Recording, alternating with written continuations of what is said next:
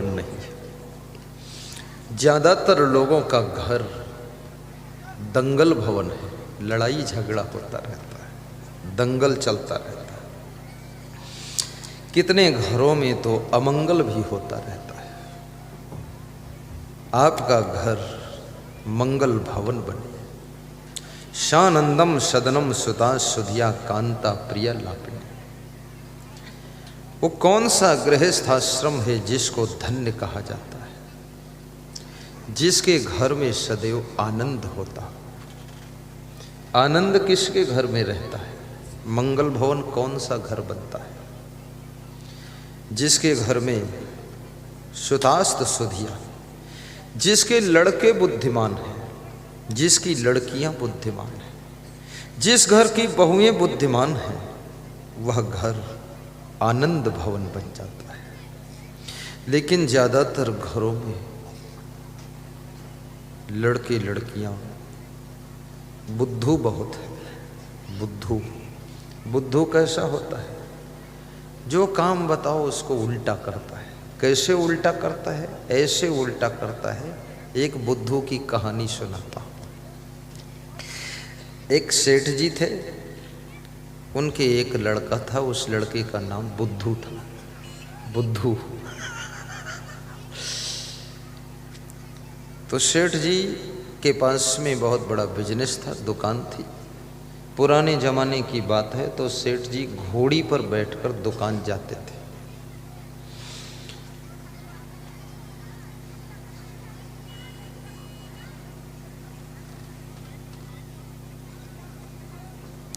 तो सेठ ने सोचा इस बुद्धू को साथ में ले जाना ठीक नहीं। बुद्धू व्यक्ति के साथ में डिस्टर्ब बहुत होता है। मूर्ख के साथ में तुम भी काम नहीं कर पाओगे, क्योंकि मूर्ख को बताने में ही तुम्हारा टाइम चला जाएगा। बड़ी समस्या आ जाती है। मूर्ख के सिखलावते ज्ञान गांठ का जाए। और कोयला होए न उजला जो सौमन साबुन लाए। कोयला में कितनी साबुन लगा दो पर वो सफेद नहीं हो सकता है। मूर्ख को कितना सिखाओ वो मूर्ख ही तो रहेगा। मूर्ख कैसे समझे? मूर्ख हृदय न चेत, जो गुरु मिले बिरंच सम। फूल ही फल ही न बेत, यद्यपि सुधा बरसई जलत। तो बुद्धू को घर में रख दिया कि घर में रहो और तुम्हारी माँ जो काम बताए उस काम को करो। कभी कभी तुम्हारी माँ काम बताती है कि बेटा बाजार से सब्जी ले आओ, बेटा ये सामान यहाँ पर उठा के रख दो। जो बुद्धू और जिद्दी होते, हठी होते, वो माँ का कहना नहीं मानते, बाप की भी बात नहीं मानते। हठ है उनके पास। और मूर्ख का लक्षण होता है कि मूर्ख जो होता है वो सबसे पहली बात हठी होगा, दूसरा नंबर वो सठी होगा, सठ माने दुष्ट होगा, तीसरा क्रोधी होगा। ये मूर्ख के 3 लक्षण होते हैं, हठी, सठी, क्रोधी।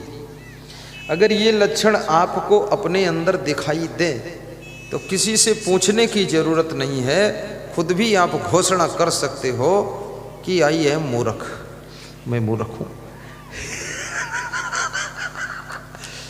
यदि आप हठी हो, सठी हो, बहुत क्रोधी हो, ये मूर्ख का लक्षण है।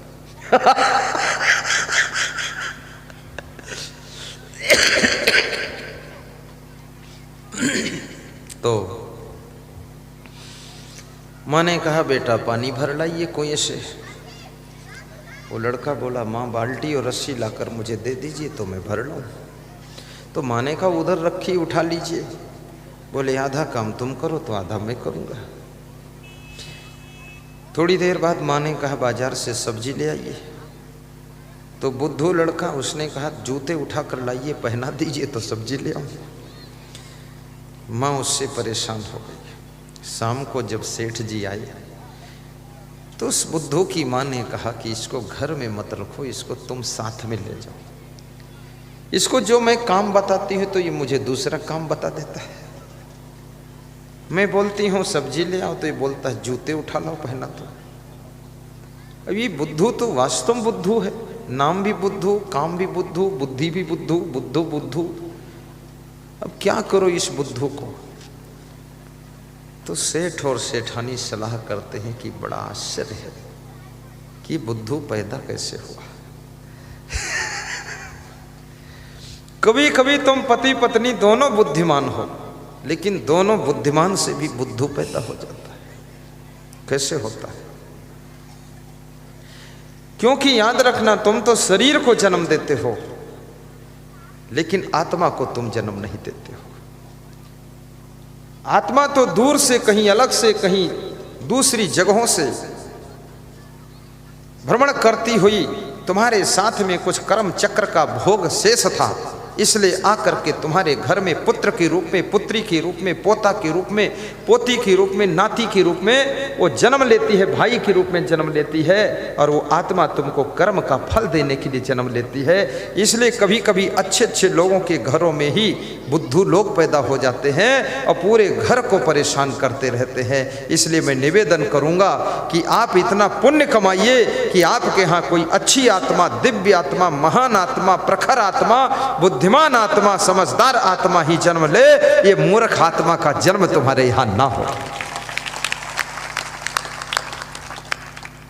और ये कोपि गुणवान पुत्रो निर्गुणैश्च सतैवरा एकश्चंद्रस्तमोहन्ति न च तारा सहस्रशः एकेन अपि सुवृक्षेण पुष्पितेन सुगंधिना। आवाज बहुत तेज तो नहीं है, बड़बड़ बड़बड़ तो नहीं होता, साफ सुनाई दे रहा है। बड़बड़ाता हो तो कम करा दो, बढ़िया है। मैं जोर से बहुत तो नहीं बोलता हूँ, कभी कभी जोश में आ जाता हूँ, क्योंकि बुद्धू मानता नहीं तो जोश करना ही पड़ेगा।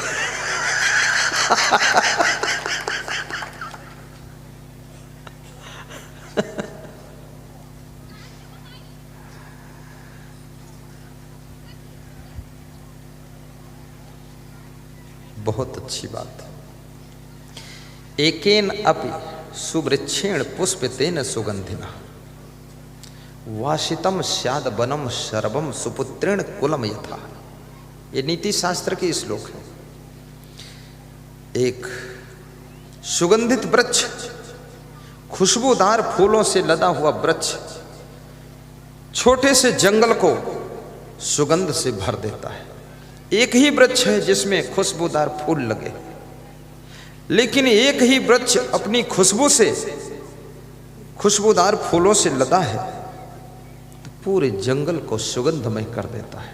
ऐसे ही एक ही संस्कारी पुत्र आपके पूरे कुल कुटुंब को आनंदमय कर देता है, सम्मानमय कर देता है, पूरे परिवार का गौरव ऊंचा उठा देता है।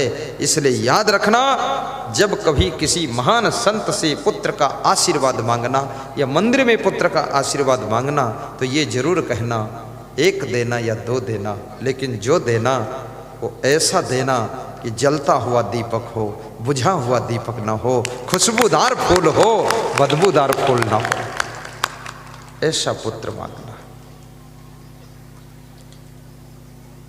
एकोपि गुणवान पुत्रो निर्गुणश्च सतैवरा। एक गुणवान पुत्र काफी है, अवगुणी हजारों पुत्र बेकार है। राजा सगर के 60,000 पुत्र थे, कपिल मुनि के श्राप से सब जलकर भस्म हो, क्योंकि कपिल मुनि के गले में मरा हुआ सांप डाल दिया था। कपिल मुनि को फिर क्रोध आया, श्राप दे दी। संत के गले में सांप की माला नहीं पहनाई जाती है, संत के गले में फूलों की माला पहनाई जाती है। अगर किसी संत ध्यान में बैठा है, उसके गले में सांप आकर अपने आप माला बन जाए तो समझ लेना उसके अंदर कुछ शिव तत्व का रूप प्रकट हो रहा है, इसलिए वो सांप गले में उसके आ गया है और उसको काट भी नहीं रहा है। कालू बाबा के बारे में सुना हूँ कि उनके गले में सांप भी आ जाते थे, सांप ऊपर से निकल जाते थे, लेकिन उनको काटते नहीं थे। तो कालू बाबा में मैं तो सोचता हूँ तो कालेश्वर महादेव हो गए, ये खुशियालेश्वर वो कालेश्वर।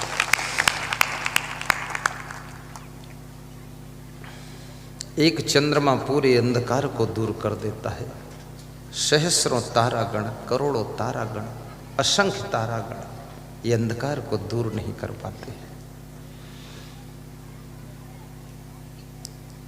जलते हुए दीपक बनो, जिस घर में जन्म हो उसमें उजाला कर दो।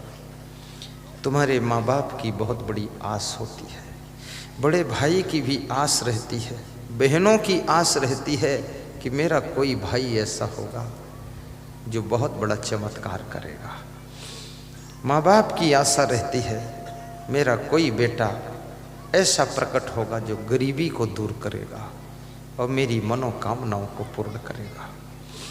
गुरु को भी आस रहती है कि मेरा कोई ऐसा शिष्य होगा जो मेरे आश्रम को आगे बढ़ाएगा, धर्म की रक्षा करेगा, भक्ति को जन जन तक पहुंचाएगा और सत्संग का संदेश लोगों के दिलों में प्रवेश कर देगा। ऐसा गुरु को भी आशा रहती है।